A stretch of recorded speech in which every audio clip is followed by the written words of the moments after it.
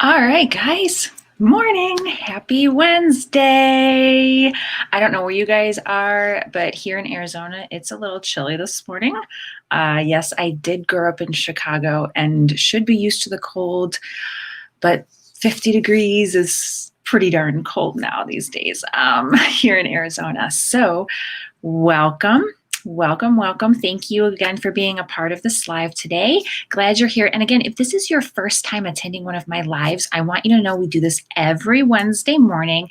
And I discuss a wide variety of topics that relate to conquering your career and life, from resume tips to mindset shifts to health and wellness.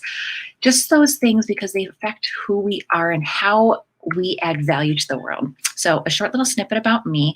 If you don't know, I'm a mother of 3 young boys working from home. I'm a speaker and published author. And more importantly for this group of people that's watching, I'm a career coach. I have a 15-year background in engineering and operations management, and many people over my corporate career, they came to me for career advice. Go figure. I now focus on that, not just on getting you into that next role or upleveling your career, but conquering your life, because a career is a part of your life.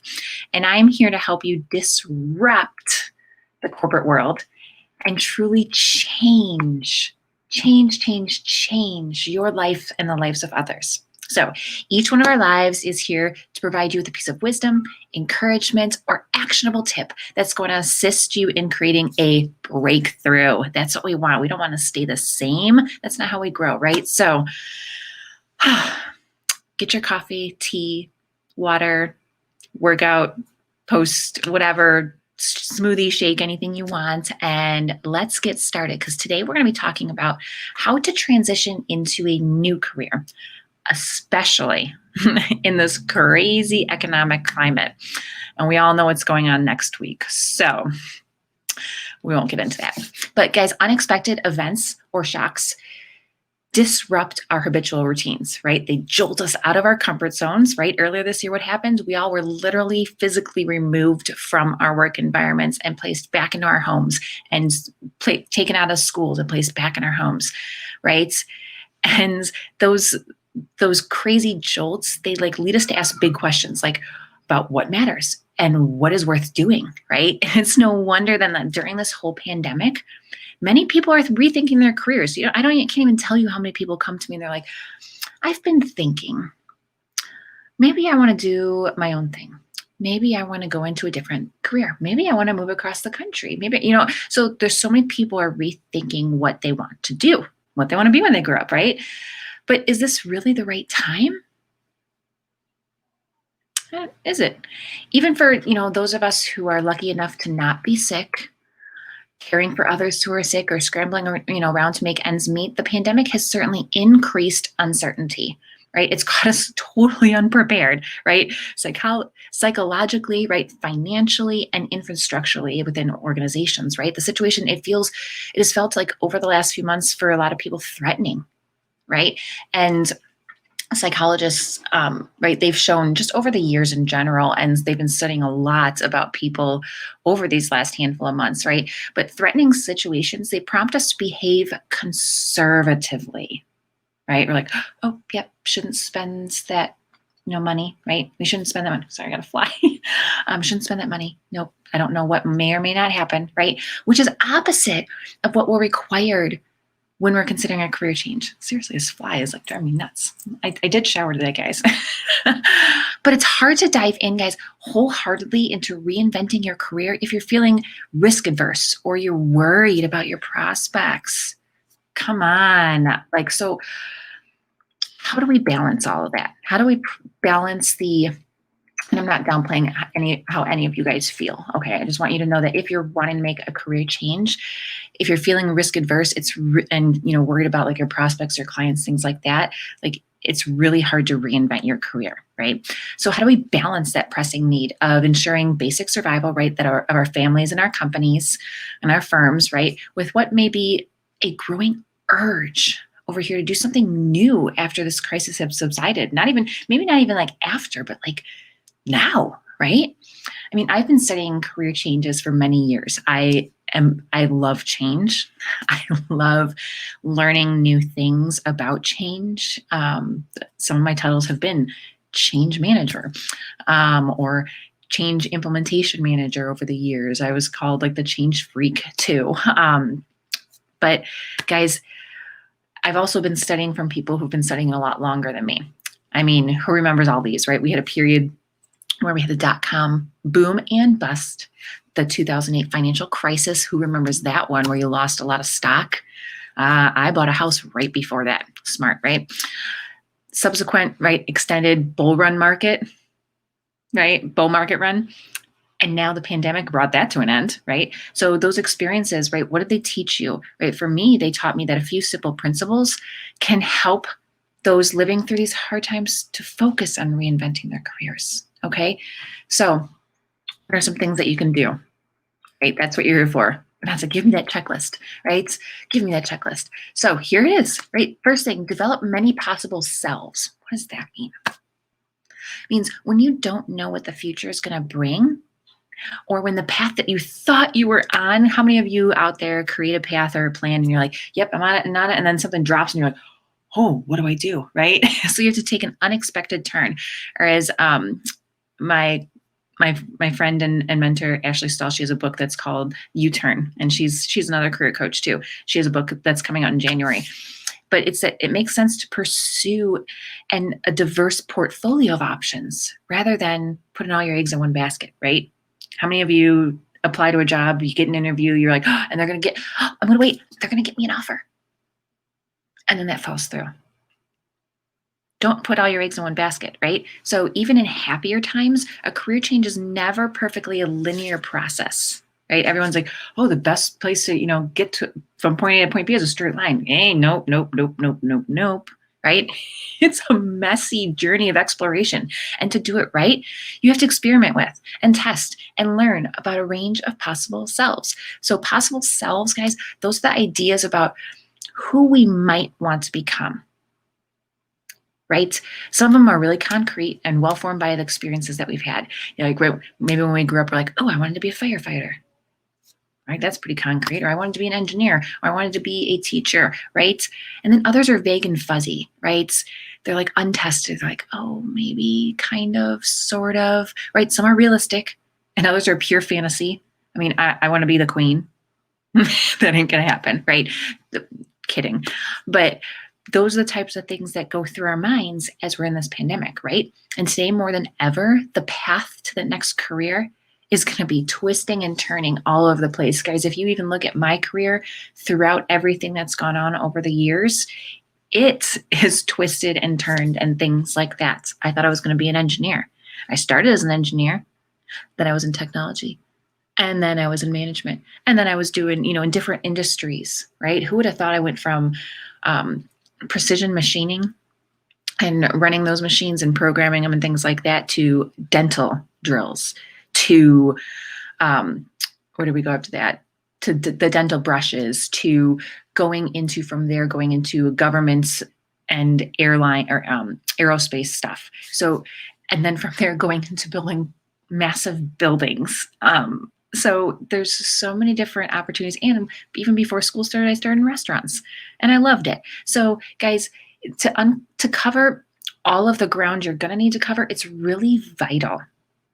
And I say this lightly, it's really vital that you're going to have to let yourself imagine a divergent set of possible selves and futures, okay? You got to embrace that process and explore as many of them as you can. And now is the time, okay? Now is the time. Okay, so that was the first one, right? Okay, the possible selves, create the possible selves. The second one is embrace the liminal period. You're like, what is that, Vanessa? All these big words. Oh my goodness, what is liminal? So the hallmark of a change, a career change, any kind of change process, there's this emotional experience of liminality. Okay, that is the existence between between betwixt and between a past that is clearly gone and a future that is still uncertain. Okay, does that make sense? It can be, it usually is, an unpleasant state to inhabit emotionally. People going through it feel unmoored, they lose their bearings, and they oscillate between holding on and letting go. Like, oh, you're hanging on. You're like, do I stay in this job? Oh, I'm not sure. I might be furloughed or let go, right? And then just like letting go, right? But this fraught stage, it's a necessary part of the journey because it allows you to process a lot of complex emotions and conflicting desires. And ultimately, what does it do? It prevents you from shutting down prematurely and missing better options that still lie ahead, okay? The current crisis, we'll call it, and we'll talk about this next week, right, is likely to prolong this in-between state for many of us, right? Well, frustrating at times. I mean, raise your hands. How many of you out there, you're in that, right? You're in the moment right now, and it's frustrating. Guys, being in that state, it still has its benefits, okay? There's this book called Transitions that Bill Bridges wrote, and in it he goes, let me make sure I quote it correctly here. He says, we need not feel defensive about this apparently unproductive timeout, right? It literally is a timeout, right? Timeout at turning points in our lives. In apparently aimless activity of our time alone, we are doing important inner business. Okay, I'm going to read that again. So we need not feel defensive about this apparently unproductive time out at turning points in our lives. In the apparently aimless activity of our time alone, we're doing important inner business, right? So there's tons of like neurological studies that suggest taking advantage of this liminal time to do that inner business. And it may be even, not maybe, I know this for a fact, it's more beneficial than engaging in a flurry of busy making self-improvement efforts. So many of you out there, guys, are like, oh, I gotta find a job now. I'm gonna do this. I'm gonna do this. I'm gonna do it. Oh my gosh, what am I gonna do? What am I gonna do? Right? All this stuff. And guys, clients just, they love to hate me for this, but you got to take the time to do that inner business. Okay. Downtime is crucial, not only for replenishing your brain's store of attention and motivation, because how many times are you in the moment being busy, right? And you're like, oh my gosh, I can't think all over the place. You have to have that downtime. So it replenishes the brain's store of attention and motivation. And it also, oh my gosh, this fly is driving me nuts today. Also is for sustaining the cognitive processes that allow us to fully develop our humanity, right? It's how we consolidate memories. It's how we integrate what we've learned, plan for the future, maintain our moral compass, and really construct like our sense of our own self, okay? So if you're in that moment, like that in-between state, it's okay. But I don't want you to just be busy during that time. I want to make sure that you're taking care of yourself inside, okay? Inside. It's so important and it's hard. Like I am gotta get things done, type A, whatever you want to call it, emerald, all these different types of personality types. I want to check things off the list and I always want to be going and doing. And I have found over the years that when I take that downtime and replenish my brain, replenish my energy, replenish what I have to offer to the world, it is so much better for everyone, for myself and everyone around me, okay? So that was the second one. Third one is get going on some projects. Come on, guys. So you don't have to focus solely on work, right? The most common path to a career reinvention involves doing something on the side, cultivating knowledge, skills, resources, relationships, until you've got strong enough new legs, we'll call them, to walk on in exploring a new career. On the nights and weekends, right, people take part-time courses. They do pro bono or advisory work, right? They develop startup ideas. So, I've found over the years too that people who work on several possibilities at once, when they compare and they contrast the pros and the cons of each. This activity is crucial. So, for example, let's say you do something on the side in terms of, like I play piano, I can only pull from my experience, right? I play piano on the side, and I could say, okay, I'm doing that, and I'm also knitting some baby blankets for some friends and family members right now who are pregnant, and I don't know, something else. Let's just say we're doing that, but I map out the pros and cons. Okay, by me playing piano over here, what is the pro of me doing that? What is the con of me doing that? The only con I can really think of is it's taking time away from something else. The pro of it is it's releasing some serotonin. It's allowing my brain to think differently. Instead of typing on a keyboard, I'm moving my hands across a piano keyboard. It allows me to use a different part of my brain, a more creative end of it, right? So those are the things you got to think, right? So it helps you work through not only the practical questions, but those essential like ones that drive career change, like who am I? Like maybe I want to be, when I was little, I wanted to become a pianist, right? Okay, so who do I want to become? Where can I best contribute? How can I take being a piano player and use it to contribute to the rest of the world? So I used to teach piano students. So that was, at that time in my life, that was something that I could do to add to other people's lives because of something on the side, right? Okay, where can I best contribute? We learn, guys, we learn who we want to become by testing fantasy and reality. And then the biggest part, by doing. You can't just sit there and be like, so I think I'm going to work out today or tomorrow or whatever. No, you got to do it, right? So our current conditions of quarantine and lockdown, do they limit some possibilities? Yes, of course. People have, long used like contract advisory work to explore new options, to finance new ventures, right? For example, but non-essential budgets are drying up as people are finding that these avenues, right, are obstructed. Okay, but I know you guys are creative. So nevertheless, right, under the present circumstances, there's so many of you out there that are finding it easier than before to reallocate time and resources to these back burner projects. How many of you out there have found a lot of home improvement projects to do that you've put on the back burner, right? That many people are taking advantage of that moment, right? So there was a poll done, and I was doing a little bit of research on this yesterday so I could talk to you guys about it intelligently, but there was an online poll done over the last couple months about how people were responding to the coronavirus. And 50% of the 2,000 people in this poll who responded reported that it has given them opportunities to try new things or learn new skills. So don't stop. Don't just sit there and like watch movies all day. Okay. Right. In some cases, these new skills are directly related to working remotely, right? And I know that's for me, right? Like I've had to learn to do a lot more things and teach more online, and there's nothing wrong with that. But you don't need to limit like your projects to the domain of like your desired career change. Okay, that's what I want to get across to is you shouldn't have to learn something online just because it's a part of something that you want to change in your career, right? Many people throughout all of this are doing rewarding work that has made surprising discoveries by engaging in crisis initiatives, right, at their companies or in their community for volunteer efforts, right? The point is to do new and different work with new and different people, because what that does, that process, it represents an opportunity to learn about yourself, your preferences, right, your likes and your dislikes, and the kinds of contexts and people that bring the best out in you. I caught myself there. Bring out the best in you, right? Does that make sense? Okay.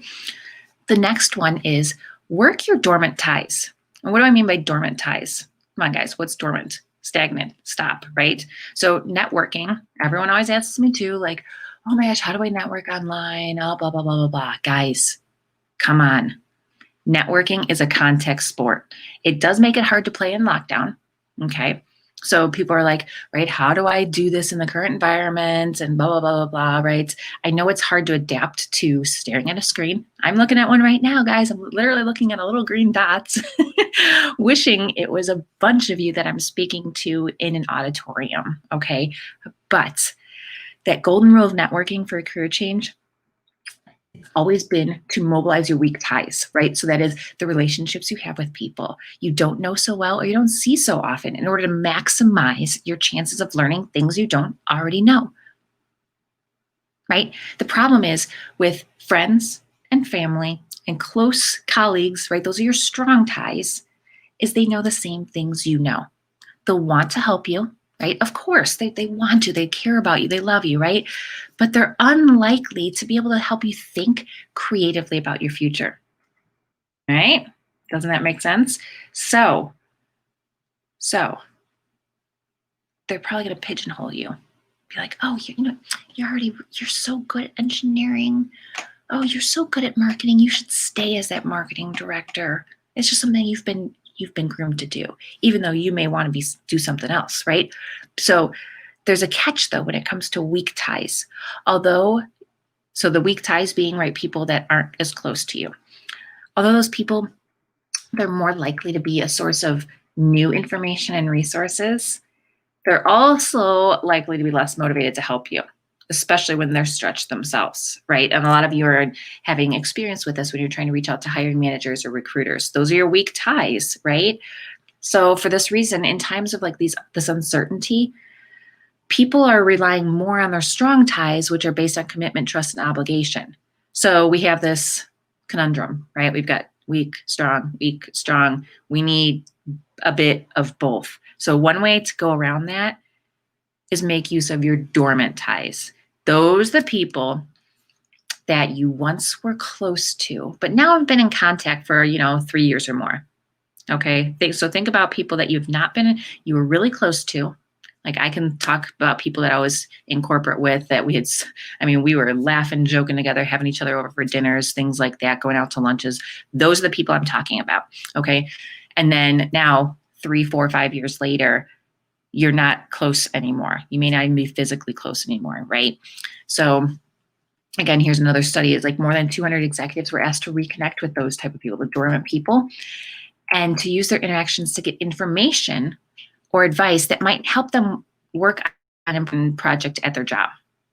Guess what? Those 200 executives, reported that the advice they received from those dormant sources was on average more valuable and novel than what they obtained from their more active relationships. Okay, our active relationships are involved in our day-to-day stuff, right? But when you reach out to those people that you had connections with before, really close ones, they're gonna give you some valuable advice. Okay, so that's what I want you to do, is to reach out to those people. Make a list, literally no less than 25 people, guys. Make that list and reach out to them. Okay, say, hey, I'm looking to do a career change. You knew me when we worked at this company together. So how in the world do you think I should do this? They're going to give you advice. I've done it so many times and it works. You can be a little scared. That's okay. That's how we grow. Okay. Next one, talk it out. So in the middle of the confusion of a career change, right? It brings so much confusion. Many of us hope that the introspection will produce this flash of like insight, right? But when, you have this solitary introspection, when it's not coupled with active experimentation, it's dangerous because it leaves us stuck in our daydreams, right? We're sitting there and we're like, oh, I wish I was on the beach in San Diego. And then we're stuck. And then we're like, we're not employed. We don't have career fulfillments. Guys, self-reflection is a practice best nourished when you talk it out loud in social exchanges with, we'll call them kindred spirits. If anyone has watched Anne of Green Gables, one of my favorite movies, right? Kindred spirits who respond, they sympathize, they commiserate, right? They question, they read your body language, they share their own experiences, right? One of the reasons that potential career changers benefit so much from attending courses is that their fellow students represent a ready-made community of kindred spirits to talk to, right? Think about when you were in school, when we were able to be around people, right? When you were able to talk things out with people, right? Just that simple act of creating and telling a story about what you want to do or why you want to change can clarify things. How many times here too were you thinking something in your head or maybe even journaling about it, blah, blah, blah. And then you're like, oh yeah, that sounds good. Oh yeah, that's how I feel. That's what I want to do. And then you actually tell it to someone, you're like, ooh, maybe not. Maybe it doesn't, or it actually solidifies it, right? So it can either propel you forward and clarify it, or it can be like, no. But at the same time, it also commits you to publicly making a change, right? Any veteran storyteller is going to tell you that there's no substitute for practicing in front of a live audience, right? I could sit there and stand when I was practicing for piano concerts, when I was practicing for speaking engagements, you could stand there and you could play in an empty room or with a couple people No big deal, right? You could speak and you're like, yeah, practice, blah, blah, blah. When I was practicing with bands, yeah, whatever, right? Then you get in front of it, the lights are on, and then you've got thousands of people, right? There's no substitute for that. You're on, you're live, you're ready to go. And when you speak those words, totally different, right? I know everyone's like, but we're in social distancing, we're in isolation still, and it's hard. Yeah, it is. But with a bit of creativity, which I know you all have, you can find so many ways to explain yourself out loud, right? Scheduling walks that respect the social distancing, right? Hey, let's go for a walk. I want to talk to you. You can still wear your mask, have the social distancing, right? You can work with a career coach like myself online. You can have Zoom groups that meet regularly, which we have too, to share plans, right? In the end, guys, when it comes to reinventing your career in this time of crisis or any time of crisis, I want you to remember this. The time to get going is now. Don't wait. But I want you to not go at it alone, okay? We were designed to be in community with each other and to not do life alone, to do it together. Okay, so be creative about it. This is what I do, and I don't want you doing it alone. Get involved with me, get involved with another career coach. I have a group of professionals like you here on LinkedIn and Facebook where we dive into this stuff deeper. And bonus here, in addition, I have a free job search bootcamp, 3 days coming up in November that I would love for you all to join and learn so much more about how you can reinvent your career, up-level your career, get a new job, right? So if you're ready to take some massive action for yourself, for your career, your family, guys, and your community, that's how we're going to grow and we're going to change this situation that we're in right now, is by changing ourselves first so we can affect our families at home, and then our families can go out. We can affect the communities and our organizations. Okay? That's what we're going to do. So if you're ready, reach out to me in a message or comment below. You won't be sorry. I promise you won't be sorry, because we are here to design the best you that this world so desperately needs. Okay? All right, guys, I hope that really helped you in kind of understanding how to make some career changes here, reinventing yourself. And if you have any questions, please feel free to reach out. Otherwise, we will see you next Wednesday for our Wednesday Words of Wisdom.